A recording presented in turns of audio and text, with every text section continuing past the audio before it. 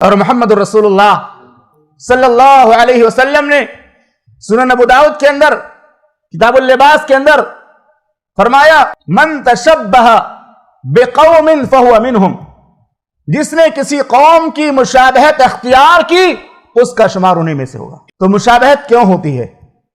آج کا مسلمان اتنے عظیم رسول کو پا کر کے بھی، اتنے عظیم الشان پیغمبر کا امتی ہو کر کے بھی، اتنے عظیم رسول کے طریقوں کو چھوڑ کر غیروں کے طریقوں کو کیوں اپنا رہا ہے؟ اتنے عظیم الشان پیغمبر کا امتی ہونے کے باوجود غیروں کے تہذیب کو اپنانے میں فخر کیوں محسوس کرتا ہے؟ اس کے کچھ اسباب ہیں، ان اسباب پر بھی غور کرنا ضروری ہے۔ مسلمان غیروں کی مشابہت جو اختیار کرتے ہیں، اس کے 3 اہم اسباب میں بیان کر کے اپنی بات کو آگے بڑھاؤں گا۔ سب سے پہلا سبب، غیروں کو خود سے معزز سمجھنا۔ غیروں کو خود سے معزز سمجھنا۔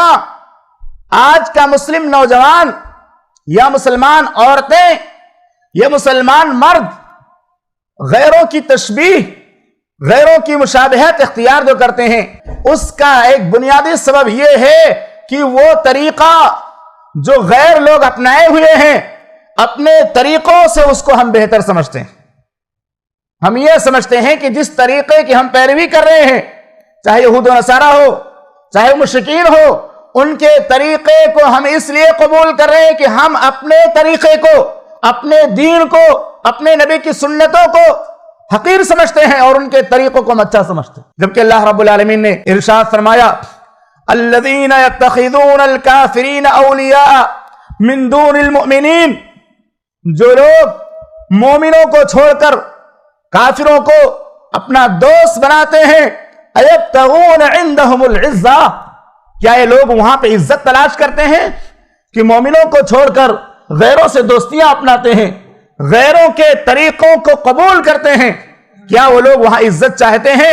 اللہ رب العالمین نے ارشاد فرمایا فَإِنَّ الْعِزَّةَ لِلَّهِ جَمِيعًا، ساری کی ساری عزت اللہ رب العالمین کے لیے۔ عزت اگر حاصل کرنا ہے تو اللہ کے حکم کے مطابق زندگی گزارو۔ تو یہاں پہ پہلی بات واضح ہو گئی کہ غیروں کی مشابہت جو ہم اختیار کرتے ہیں، اس کا پہلا بنیادی سبب کیا ہے؟ غیروں کو خود سے معزز سمجھنا، غیروں کے طریقوں کو اپنی شریعت سے اچھا سمجھنا۔ اور اس کے بارے میں دوسری آیت ہے من کان یرید العزت فللہ العزت جمیعا، یہ سورہ فاطر کی آیت نمبر 10 ہے۔ اللہ رب العالمین فرماتا ہے کہ جو کوئی عزت چاہتا ہے تو اسے چاہیے کہ اللہ سے عزت مانگے، کیونکہ ہر طرح کی عزت اللہ رب العالمین کے لیے۔ اسی طرح سے سورۃ المنافقون کے اندر اللہ رب العالمین نے ارشاد فرمایا وَلِلَّهِ الْعِزَّةُ وَلِرَسُولِهِ وَلِلْمُؤْمِنِينَ وَلَكِنَّ الْمُنَافِقِينَ لَا يَعْلَمُونَ، عزت اللہ کے لیے ہے، اس کے رسول کے لیے ہے، مومنوں کے لیے ہے، لیکن منافقین نہیں جانتے۔ اسی لیے علامہ اقبال رحمہ اللہ نے فرمایا تھا وہ معزز تھے زمانے میں مسلمان ہو کر، اور ہم خوار ہوئے تارک قرآن ہو کر۔ اللہ کے نبی صلی اللہ علیہ وسلم نے فرمایا کہ جو بھی قرآن کو پکڑے گا، قرآن پر عمل کرے گا، قرآن کے مطابق زندگی گزارے گا، اللہ اس کو زندگی عطا کرے گا، اس کو چین سکون عطا کرے گا، اس کو عزت بھی عطا کرے گا۔ ان اللہ یرفع بہذا الکتاب اقواما ویذو بہ آخرین، اللہ کے نبی صلی اللہ علیہ وسلم نے فرمایا اس قرآن مجید کے ذریعہ اللہ تعالیٰ بہت سارے لوگوں کو بلندی عطا فرماتا ہے، اور بہت سارے لوگوں کو اسی قرآن کے ٹھکرانے کی وجہ سے، قرآن سے اعراض کرنے کی وجہ سے ذلیل کر دیتا ہے۔ دوسرا سبب غیروں کی مشابہت اختیار کرنے کا یہ ہے کہ خود کو غیروں سے کمزور سمجھنا، خود کو غیروں سے کمزور سمجھنا، اور آج یہ بہت زیادہ عام ہو گیا ہے۔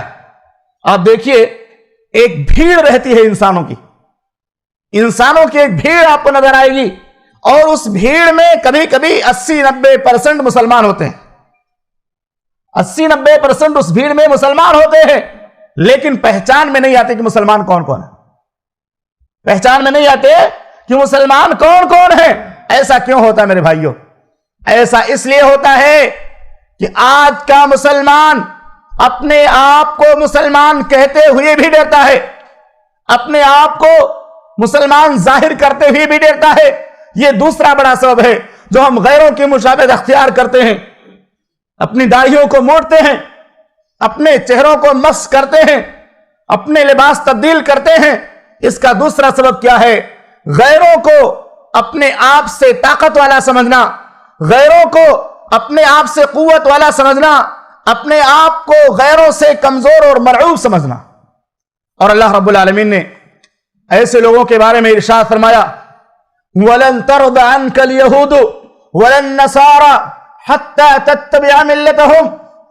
اے ہمارے پیغمبر محمد الرسول اللہ صلی اللہ علیہ وسلم، آپ سے یہود و نصارہ اس وقت تک راضی نہیں ہو سکتے جب تک آپ مکمل طور سے ان کے ملت کی پیروی نہ کریں۔ اور آج کے اس دور کا مسلمان بھی یہی سوچتا ہے کہ یہود و نصارہ طاقت والے ہیں، وہ قوت والے ہیں، وہ ترقی والے ہیں، ان کے پاس بہت زیادہ طاقت ہے، اگر ہم ان کو ناراض کریں گے تو ہم پریشان ہو جائیں گے، اگر ان کو ہم نے ناراض کیا تو ہمارا بیڑا ہمارا غرق ہو جائے گا۔ اللہ رب العالمین نے فرمایا، وَلَن تَرْضَ عَنْكَ الْيَهُودُ وَلَا النَّصَارَى حَتَّى تَتَّبِعَ مِلَّتَهُمْ۔ آپ سے یہود و نصارہ ہرگز راضی نہیں ہوں گے جب تک آپ ان کے مذہب کے تابع نہ بن جائیں۔ قُلْ إِنَّ هُدَى اللَّهِ هُوَ الْهُدَى، آپ کہہ دیجئے کہ اللہ کی ہدایت ہی ہدایت ہے۔ وَلَئِنِ اتَّبَعْتَ أَهْوَاءَهُمْ بَعْدَ الَّذِي جَاءَكَ مِنَ الْعِلْمِ مَا لَكَ مِنَ اللَّهِ مِنْ وَلِيٍّ وَلَا نَصِيرٍ۔ اگر آپ نے باوجود اپنے پاس علم آ جانے کے ان کی خواہشات کی، ان کی خواہشوں کی پیروی کی، تو اللہ کے پاس آپ کا نہ کوئی ولی ہوگا نہ مددگار ہوگا۔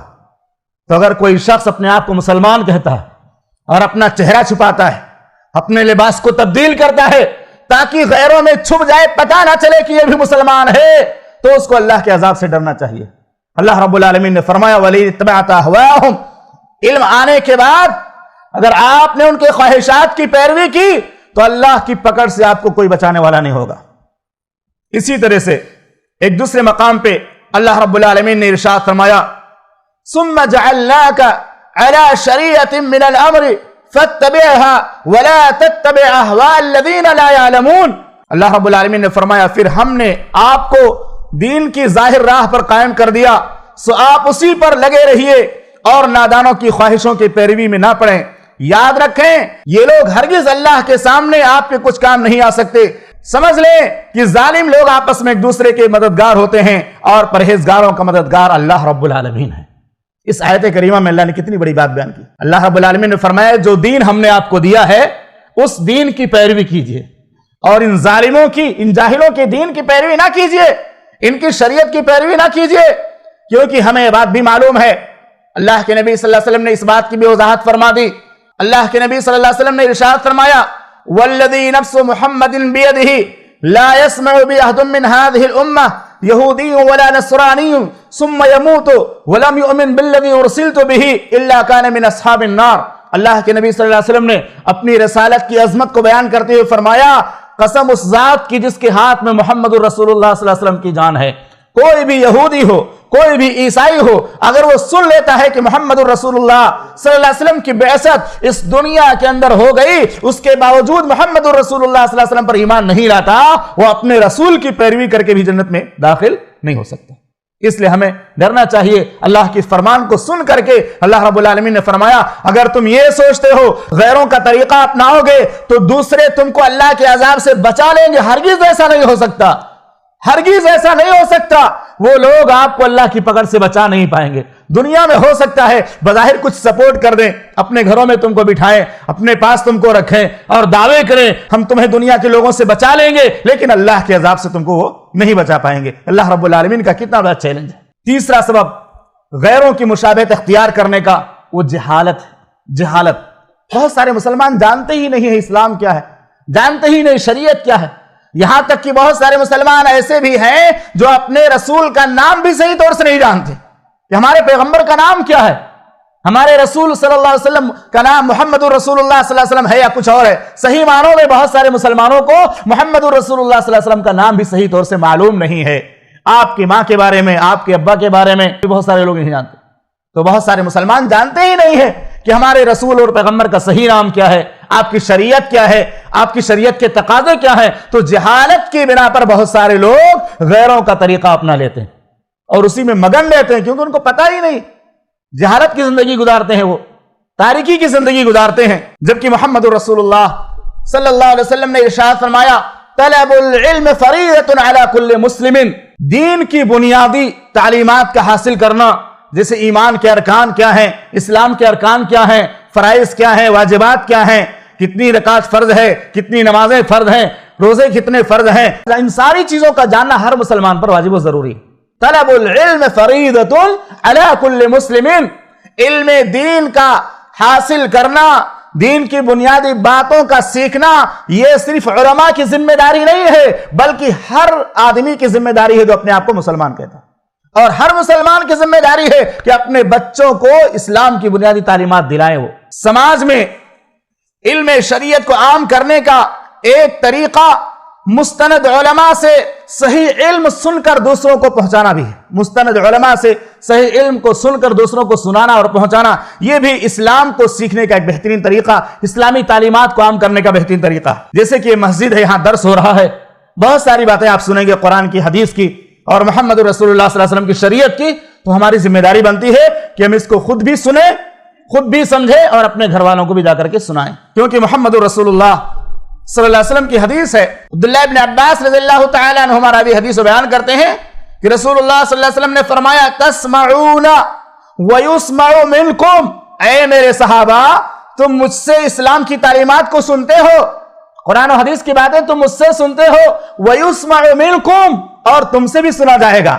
تم مجھ سے سنتے ہو، میں تمہیں سناتا ہوں، تم کسی اور کو بھی سناؤ گے. اور اس کے بعد فرمایا وَيُسْمَعُ مَن يَسْمَعُ مِنْكُمْ، اور جو تم سے سنے گا اس سے بھی لوگ سننے والے ہوں گے. کتنی بہترین بات محمد رسول اللہ صلی اللہ علیہ وسلم نے بیان کی کہ میں جو بیان کرتا ہوں تم سنتے ہو، تم بیان کرو گے دوسرے لوگ سنیں گے، اور جن لوگوں نے سنا ہے وہ بیان کریں گے تو دوسرے لوگ سنیں گے. اس طرح سے دین کی باتیں پھیلتی چلی جائیں گی. تو جو بھی باتیں قرآن و حدیث کی روشنی میں دینی مجالس کے اندر، دینی پروگراموں کے اندر بیان کی جاتی ہیں، ہماری ذمہ داری ہم ان کو یاد کریں اور گھر میں جا کر کے بیان کریں، لوگوں کو بتائیں. اگر ہمارا حافظہ اتنا مضبوط نہیں ہے تو موبائل میں ریکارڈ کر لیں، آڈیو ریکارڈ کر کے محفوظ کر سکتے ہیں.